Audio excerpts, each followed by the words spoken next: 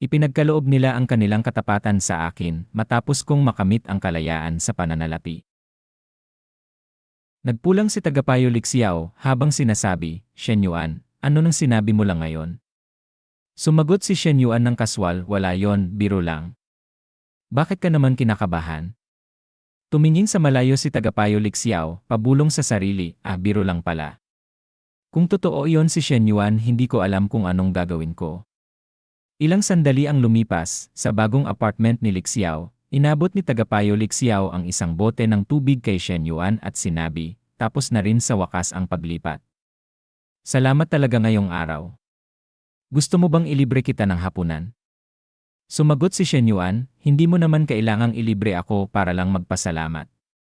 Kinabahan si Tagapayo Lixiao at pinagpapawisan. Paano ko ba dapat? Nagulat siya nang biglang lumapit si Shen Yuan. Walang babala, hinalikan niya ang malambot at mapupulang labi ni Lixiao. Nagulat si Lixiao pero ninamnam ang sandali, pabulong, hinawakan ni Shen Yuan ang maliit niyang baywang, at nagsimulang magpakapilyo. Nagpulang lalo si Tagapayo Lixiao at nauutal, Shen Yuan huwag sandali lang Lenen. Biglang may kumatok mula sa labas. Narinig ang boses ni Limeng, ate, buksan mo ang pinto. Naiwan ko ang susi ko.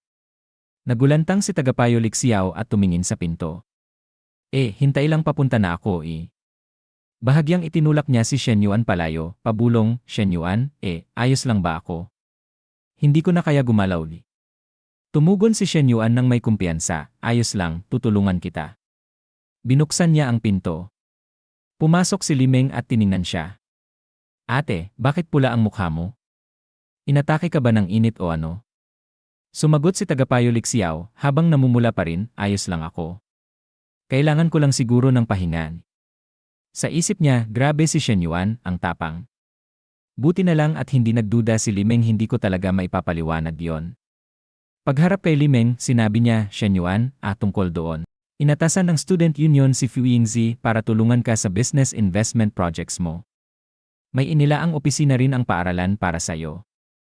I send ko sa'yo ang WeChat niya. Kontakin mo siya pagbalik mo sa campus. Medyo kinakabahan na rin, sumagot si Shen Yuan, sige. Kukontakin ko siya. Hindi na ako manggugulo pa. Aalis na ako. Habang papalayo, naisip niya, gusto ko pa sanang magtagal kasama si Tagapayo pero siguro natakot siyang mahalata ni Limeng baka kasi maging awkward. Ilang sandali ang lumipas, tumingin si Limeng sa ate niya at nagtanong, ate, anong totoo mong nararamdaman kay Shen Yuan? Sumagot si Tagapayo Lixiao, anong ibig mong sabihin? Ngumisi si Limeng, halatang alam na niya. Huwag mo akong lokohin. Halatang halata kung paano siya kumilos. Sobrang close niyo para sabihin teacher at student lang kayo. Nag-alinlangan si Tagapayo Lixiao. Sa totoo lang, hindi rin ako sigurado. Ngumiti si Limeng, alam ko na. Nahuhulog ka na sa kanya. Kung isipin, kahit estudyante mo siya, maganda naman ang credentials niya. Pero ang problema, parang hindi siya grounded. Nagulat si Tagapayo Lixiao at nagpulang. Hindi ka tutol. Yumakap si Limeng sa ate niya at sinabi, kahit tutulan ko, may magagawa ba ako? Buhay mo yan. Hindi ko karapatang makialam. Bilang kapatid mo, ang masasabi ko lang, buksan mo ang mata mo. Tignan mo kung karapat-dapat ba talaga siyang mahalin. Tumingin sa ibaba si Tagapayo Lixiao, mahina ang boses. Tama siya, isang oras ang lumipas, sa kantina ng paaralan, tumayo si Fu Yingzi, pinuno ng campus news radio station, at kumaway. Shen Yuan, dito. Lumapit si Shen Yuan at mumiti. Naghintay ka ba? Ngumiti si Fu Yingzi at sumagot, hindi naman. Kakadating ko lang din Umupo si Shen Yuan at nagkomento, iba ang boses mo sa radyo. Sumagot si Fu Yingzi, parang wala lang, kapag nag-voice over o broadcast ako, umaarte ako ayon sa mood. Kaya syempre iba ang tunog. Anyway, punta na tayo sa usapan. Sabi ni Secretary Lu, may darating sa mga susunod na araw para tumulong sa pag-setup ng opisina mo. Tumango si Shen Yuan. Okay yan. Bukod sa student union na tasks, baka kailangan ko rin ng tulong mo sa iba pang bagay. Ayos lang ba? Ngumiti si Fu Yingzi. Siyempre. Nagpatuloy si Shen Yuan, sa mga susunod na araw, biglang dumating si Feng Zigyi at sumigaw, Yingzi. Ayan ka pala. Heto, dinalhan kita ng paborito mong etcho olong. Napatingin siya kay Shen Yuan at biglang nagbago ang ekspresyon. Yingzi, sino tong lalaking to? Naisip ni Shen Yuan, ay naku, kita sa mukha niya. Markado na agad ako bilang karibal.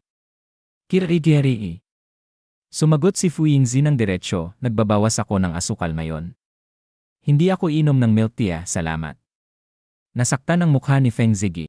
Yingzi, nag-jogging ako ng 5 kilometro at pumila ng 20 minuto para dito. Pero matigas si Fu Yingzi. Feng Ziggy, ilang beses ko na bang sinabi? Hindi ko inumin yan. Narrowed ang mata ni Feng Ziggy. Sino ba talaga tong lalaking to? Sumagot si Fu Yingzi, may diin, ano nang pakialam mo? Tumalilis si Feng Ziggy, naglalakad palayo habang bulong sa sarili, imposible sila na ba talaga? Sa malapit, may babaeng flat-chested na bumulong, aba. Nakita mo yon? Malaking chismis to. Ang kasama niya ay napabulalas, totohanan ba to? Sina Fu Yingzi at Shen Yuan na. Isang lalaking naka-baseball cap ang yumuko at bulong, nasa love triangle ba si Shen Yuan kasama sina Fu Yingzi at Feng Ziggy? Ay, Diyos ko Biglang dumating si Fang Minhui, malamig ang boses, si Shen Yuan at Fu Yingzi. Imposible yan. Si Chen Ling, na nasa tabi niya, ay nagsalita, 2 beses ka nang lumabas kasama si Shen Yuan. Siguradong kumalat na ang balita sa mga gold digger na hindi na bankrupt ang pamilya niya. Galit na lumapit si Fang Minhui kay Shen Yuan. Iyan tignan natin kung gaano kakapal ang mukha niya. Nilapitan niya si Shen Yuan at sweet na sinabi, Shen Yuan. Tumingala si Shen Yuan. Ah, hiwi. Tinanong ni Fang Minhui, pupunta ka ba sa klase? Sumagot si Shen Yuan, hindi, may pinag-uusapan lang kami ni Fu Yingzi mula sa student union. Napakunot noo si Fang Minhui. Palagi ka na lang hindi pumapasok. Plano mo bang bumagsak sa lahat ng subject mo? Tumayo si Fu Yingzi, walang mabasang emosyon sa mukha. Halata naman na inaangkin ni Fang Minhui si Shen Yuan bilang boyfriend niya. Kailan pa sila naging magkarelasyon? Hay, never mind. Wala akong pakialam. Tumikim siya at nagsabi, ahem. Shen Yuan, may asikasuhin ako sa station, mauna na ako. Tumango si Shen Yuan. CJ. Paalam. Habang naglalakad palayo si Fu Yingzi, bulong ng isang nerd mula sa malayo, grabe, ang gulo ng love triangle na to, 2 campus goddess na nag-agawan sa iisang lalaki. Sagot ng kaibigan niya, parang reyna si Fang Minhui na nahuli ang kabit niya sa akto. May isa pang sumabat, sino ba yung lalaking yon? Kailan pa nagkaroon ng ganyang cool na upperclassman ang paaralan natin? Tinanong ni Fang Minhui si Shen Yuan, ano bang pinag-uusapan niyo kanina? Sa loob-loob niya, maganda na nga si Fu Yingzi, tapos ang ganda pa ng boses niya. Hindi ko hahayaang makalapit sa kanya si Shen Yuan.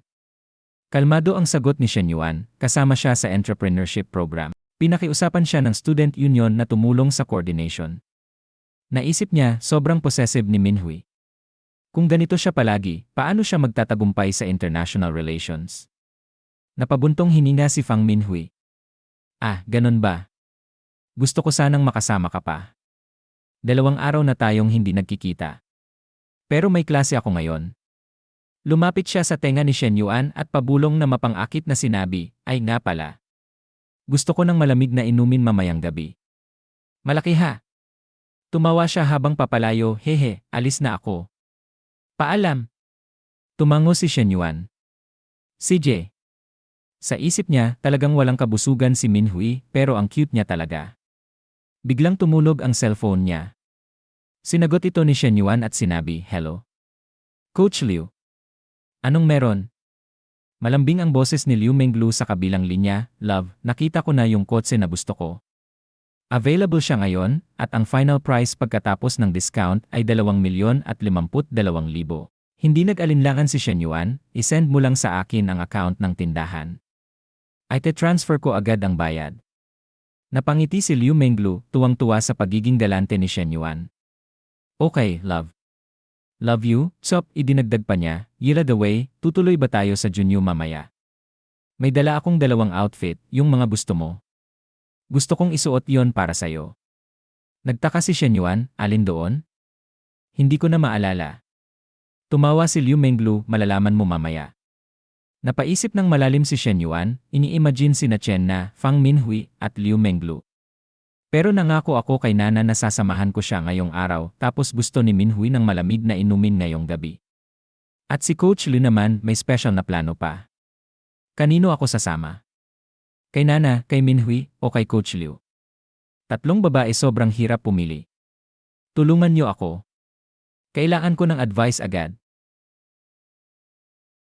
At dito na nagtatapos ang video natin ngayon.